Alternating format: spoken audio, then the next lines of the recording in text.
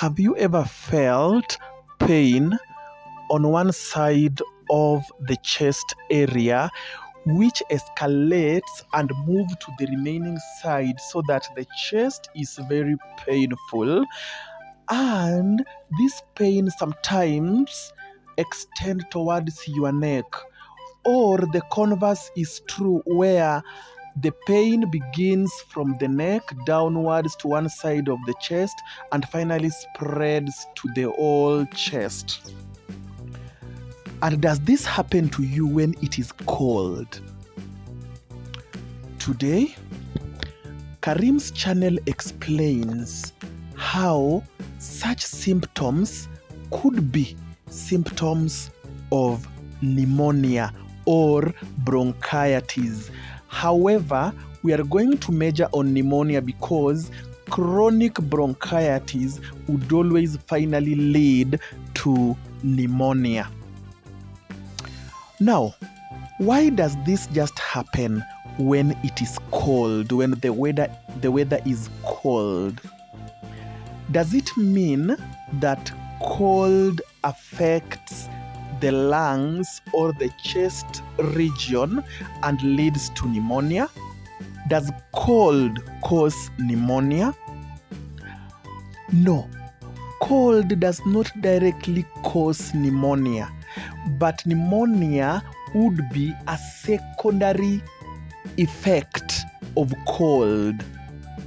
This is what happens when you inhale the cold air. During cold weather, cold air is always very dry. Now, this dry air gets into your respiratory system, that is the nasal lining going downward to the trachea, then to the bronchi. When that happens, the dry air irritates the lining along the respiratory tract. As a result, the nasal glands that produce mucus will tend to produce a lot of mucus in order to prevent the lining from drying up. Remember, the lining needs to be very moist so that it performs the respiratory function very appropriately. So, that kind of situation would lead to what we call pneumonia. Now, what is pneumonia? Pneumonia is an infection. It is an infection of the lungs. The disease makes sure that the lung is inflamed, the lung is swollen, in other words, and the lung is filled with pus. Katika Kiswahili tunasema pus, katika Kiswahili ni usaha.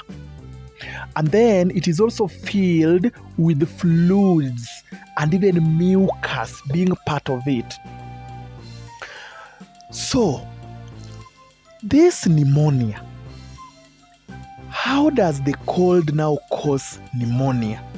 Why do I have to feel this pain during cold when it is so clear that cold doesn't affect or cold doesn't cause pneumonia?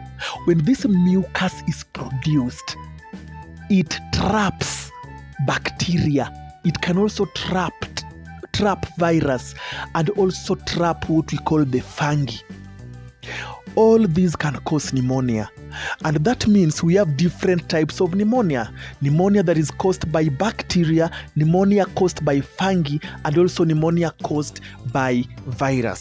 However, today we are going to major in the common pneumonia that is caused by the bacteria. This pneumonia sometimes gets worse and can even lead to death. Therefore, what is that pain you feel?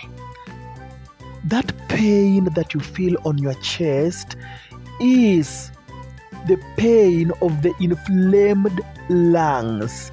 Pneumonia can affect one lung or both. When it affects one lung, that's when one side of your chest becomes painful. In fact, that pain is due to that bacterial infection that is eating up the lungs, that is causing the mucus and the fluids to be produced in that lung so that the lung swells. Somebody could ask, does this bacteria produce the mucus? Does it produce the fluid? No, it doesn't. This is a mechanism that the body uses to try fight the bacteria. The lungs will produce the mucus, the fluids, and the pus just to try fight the bacteria. And when that happens, the normal functions of the lungs are compromised. So it's obvious that the lungs will not work as required. So what are the symptoms of malaria? In adults, I would begin with adults. In adults, you will have chest pain, either on one chest or both chests. Both sides of the chest. You will always feel the pain when you breathe in. Why? Because when you breathe in, air gets into the lungs. This air is supposed to expand the lungs. In the process of expansion, you feel a lot of pain because the lung is already inflamed. So that pain comes in. Then fever. You will always have fever. Your temperature would go high.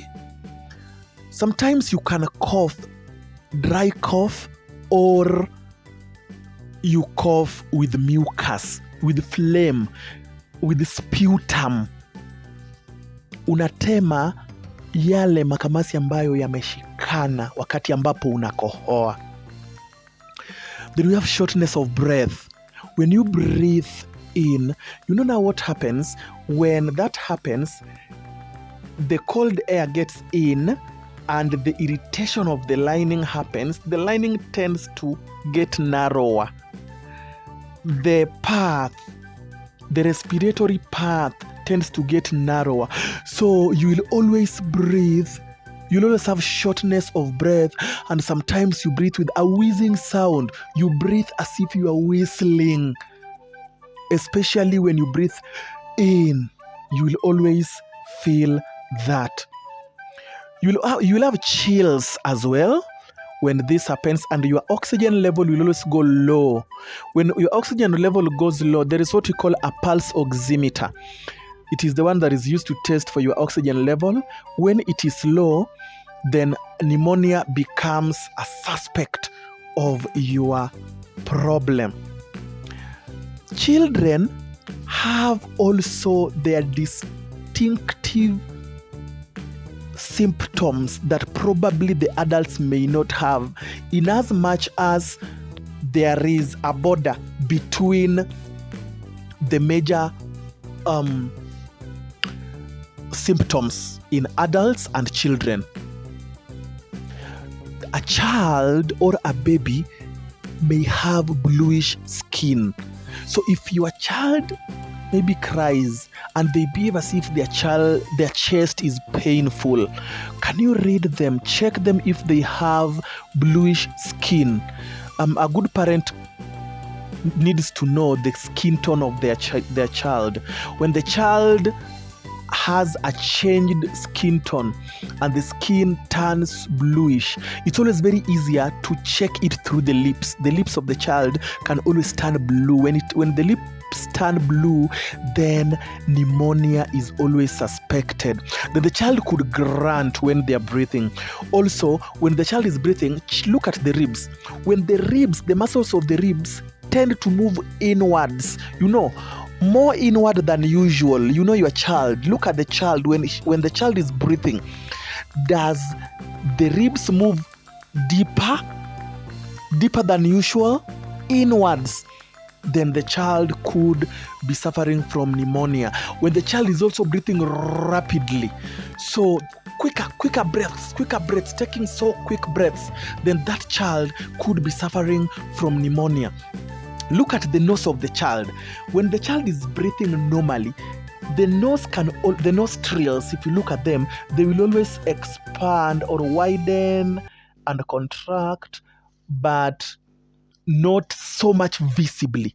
But when the child has pneumonia, you will automatically see the widening of the nostrils. That is not normal, and you will see a change as a parent taking care of the child. So, what are we supposed to do, especially to the children? Keep the children warm. This cold air is not good. Cold air, apart from just causing the pneumonia, it can also cause what we call bronchitis. Today, we were talking about pneumonia that is caused by bacterium because it is the one that is common. The rest, somebody is asking themselves, it is cold where I am. 3 days ago, I had a chest pain and the chest pain disappeared. Could that be pneumonia? It could be pneumonia. Pneumonia can always be viral. It can be caused by a virus. But now the good thing with the pneumonia that is caused by a virus, it always resolves on its own most of the time. The body has a mechanism, the immune system has a mechanism of trying to fight that particular virus, which would be phased out on its own without treatment or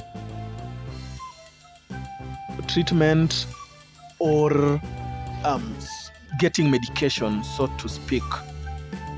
Now, there are other things that you need to do in order to prevent pneumonia.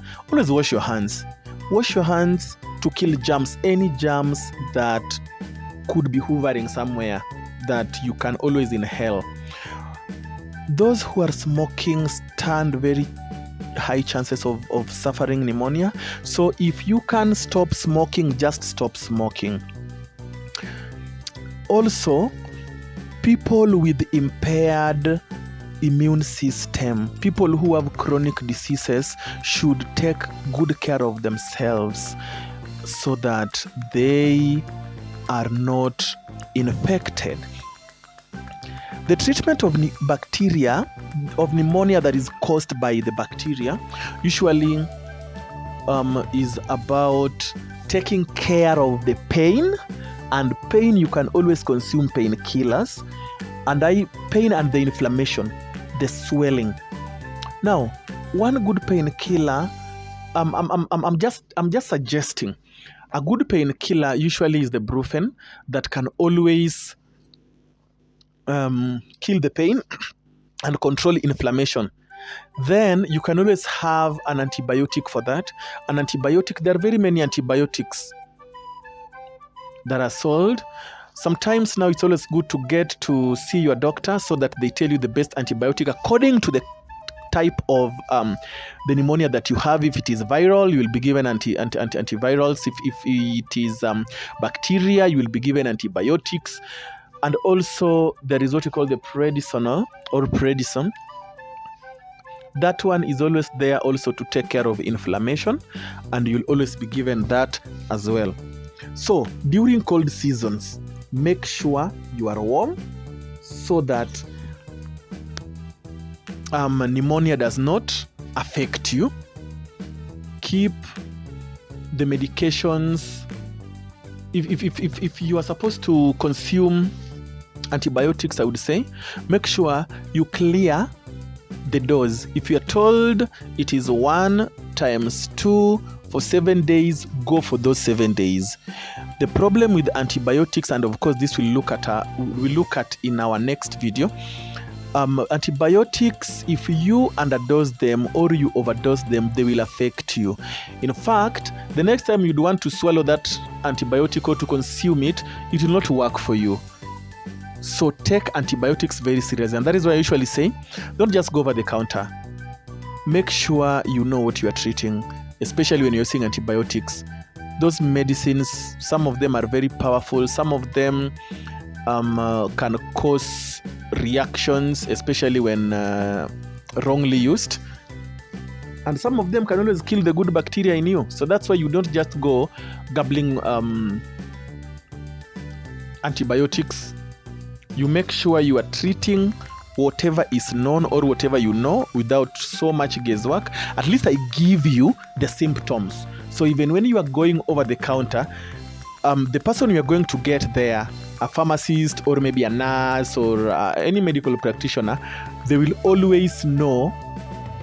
When you tell them what you are suffering from, they will always relate to the symptoms that you are telling them, and that will make their work easier. So that is all the time we had today. Thank you so much for listening. And once again, I wish you the best of health, and make sure you do not misuse antibiotics.